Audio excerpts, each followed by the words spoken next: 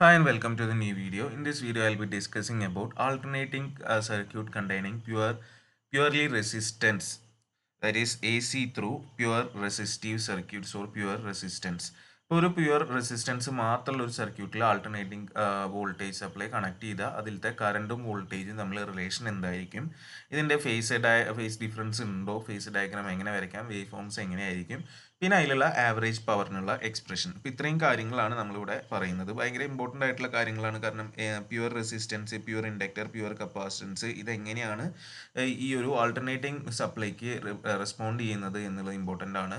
അത് വെച്ചിട്ടാണ് നമ്മുടെ എല്ലാ കാര്യങ്ങളും വരുന്നത് ആൾട്ടർനേറ്റിംഗ് സർക്യൂട്ട്സിൻ്റെ. അപ്പോൾ ഈ ഒരു കേസിൽ സിമ്പിളായിട്ട് നോക്കിക്കഴിഞ്ഞാൽ നമുക്ക് ഇവിടെ കാണാം, എന്താ നമ്മളൊരു പ്യുവർ റെസിസ്റ്റൻസ് R എടുത്തിരിക്കുന്നു, കണക്ട് ചെയ്തിരിക്കുന്ന ഒരു V m sin omega t എന്ന് പറയുന്ന സപ്ലൈ.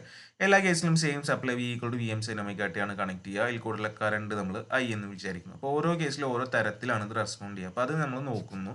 അപ്പോൾ അതിലെ കറണ്ടിനുള്ള റിലേഷൻ കണ്ടെത്തുക എന്നുള്ളതാണ് എല്ലാറ്റിലെയും ടാസ്ക് വരിക. അപ്പോൾ എല്ലാറ്റിലും സ്റ്റാർട്ട് ചെയ്യാൻ നമ്മൾ V m sin omega t എന്ന് പറയുന്ന ഇക്വേഷൻ എന്നാണ്, റിലേഷൻ എന്നാണ്. അപ്പോൾ നമുക്ക് അറിയുന്ന കാര്യമാണ്. അപ്പോൾ അങ്ങനെയാണെങ്കിൽ ഇവിടെ എനിക്ക് കറണ്ട് കണ്ടുപിടിക്കണം. അപ്പോൾ റെസിസ്റ്റൻസിൻ്റെ കേസ് ആയിട്ട് കറണ്ട് കണ്ടുപിടിക്കാൻ ബുദ്ധിമുട്ടൊന്നുമില്ല. I എന്താ, ജസ്റ്റ് V/R ചെയ്താൽ മതി. V എന്ന് പറഞ്ഞാൽ നമുക്കറിയാം M സൈൻ ഒമേഗ ടി ആണ്. M sine omega t divided by എന്ത് വരും, R വരും.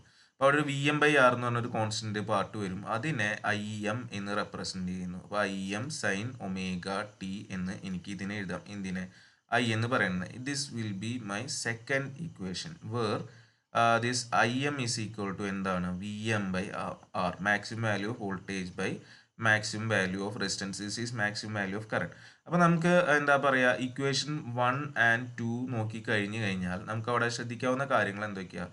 രണ്ടും സിമിലർ ആണ്. V M sin omega t, I M sin omega t. രണ്ടിൻ്റെയും ഫ്രീക്വൻസി എന്ത് തന്നെയാണ്, ഒമേഗയാണ്. അപ്പോൾ അത് കമ്പയർ ചെയ്യാൻ പറ്റും. വേറെ വ്യത്യാസങ്ങളൊന്നുമില്ല. അപ്പോൾ ഡിഫറൻസ് ഒന്നും അവിടെ വരുന്നില്ല. ഓക്കെ.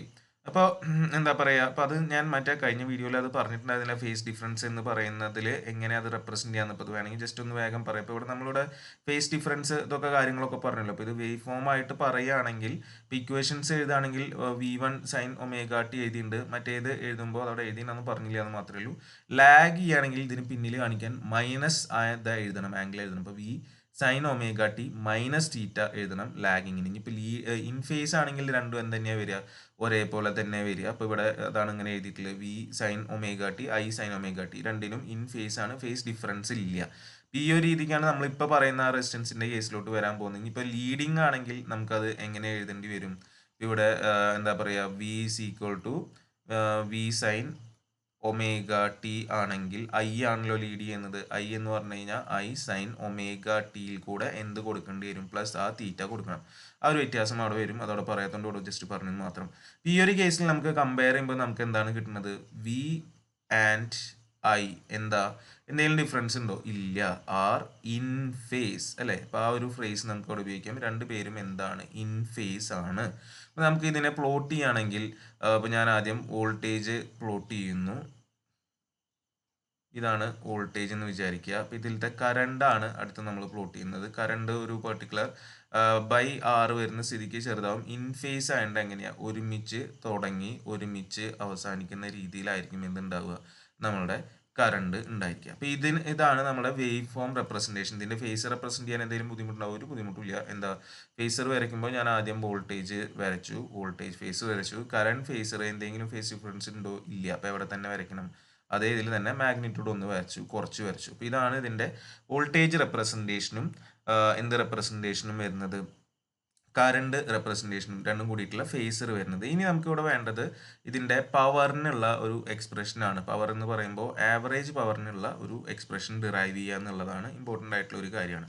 ഇപ്പോൾ നമ്മൾ മനസ്സിലാക്കിയത് വോൾട്ടേജും കറണ്ടും തമ്മിലുള്ള റിലേഷനാണ്. വോൾട്ടേജും കറണ്ടും ഇൻ ഫേസ് ആണ്. അതാണ് റെസിസ്റ്റൻസിൻ്റെ സ്പെഷ്യാലിറ്റി, പ്രത്യേകത എന്ന് പറയുന്നത്. അപ്പോൾ അതൊന്ന് ഓർത്ത് വെച്ചോളൂ. അപ്പോൾ ആദ്യം നമുക്ക് ഇവിടെ എന്ത് എഴുതാം, നമ്മുടെ ഇവിടെ ചെയ്യുന്നത് എങ്ങനെയാണ്, ഇൻസ്റ്റൻറ്റേനിയസ് പവർ എഴുതിയിട്ട് അതിനെ ഇൻ്റഗ്രേറ്റ് ചെയ്തിട്ടാണ് നമ്മൾ എന്ത് കണ്ടുപിടിക്കുന്നത്, ആവറേജ് പവർ കണ്ടുപിടിക്കുന്നത്. So instantaneous power is given by, ഈ ഇൻസ്റ്റൻറ്റേനിയസ് പറഞ്ഞാൽ ഓരോ ഇൻസ്റ്റൻറ്റിലുള്ള പവറാണ്. പ്രൊഡക്റ്റ് എടുത്താൽ മതി, എന്തിൻ്റെ, ഇൻസ്റ്റൻറ്റേനിയസ് വോൾട്ടേജിൻ്റെയും ഇൻസ്റ്റൻറ്റേനിയസ് കറണ്ടിൻ്റെയും. അപ്പോൾ അത് നമുക്ക് വേണമെങ്കിൽ നമ്മൾ ഈ ഒരു ഫിഗറിൽ എന്താ പറയുക, വേവ് ഫോമിൽ വെറുതെ നോക്കുകയാണെങ്കിൽ സിമ്പിളായിട്ട് മനസ്സിലാക്കാവുന്ന കാര്യമുള്ളൂ.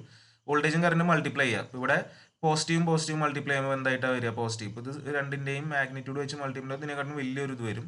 താഴെ വരുമ്പോൾ നെഗറ്റീവ് അതും എന്തായിട്ട് തന്നെ മാറും? പോസിറ്റീവ്. അപ്പോൾ ഇതൊരു ഈ ഒരു രീതിക്കാണ് വരിക.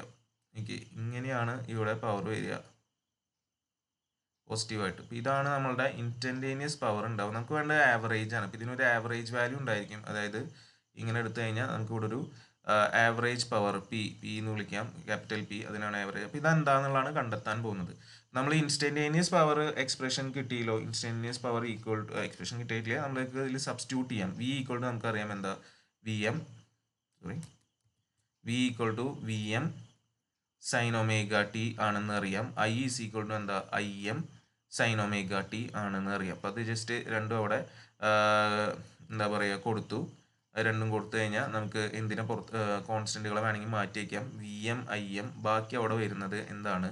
സൈൻ സ്ക്വയർ ഒമേഗ ടി ആണ്. അപ്പോൾ ഇത് അടുത്ത സ്റ്റെപ്പിൽ ഇൻറ്റഗ്രേറ്റ് ആണ് ചെയ്യുന്നത്. അപ്പോൾ സൈൻ സ്ക്വയറിന് എന്തായാലും ഇൻറ്റഗ്രേറ്റ് ചെയ്യാൻ പറ്റില്ല എന്ന് അറിയുന്നതുകൊണ്ട് ഞാൻ അതിനെ ഇപ്പോൾ തന്നെ മാറ്റി വയ്ക്കുന്നു. V m i m into എന്ന് എഴുതാം 1 - cos 2 omega t divided by 2 എന്നുള്ള രീതിക്ക് വരിക. അല്ലെങ്കിൽ ഇതിനൊന്ന് ഞാൻ സ്പ്ലിറ്റ് ചെയ്ത് എഴുതുകയാണെങ്കിൽ v m i M by 2 minus എന്ത് വരും?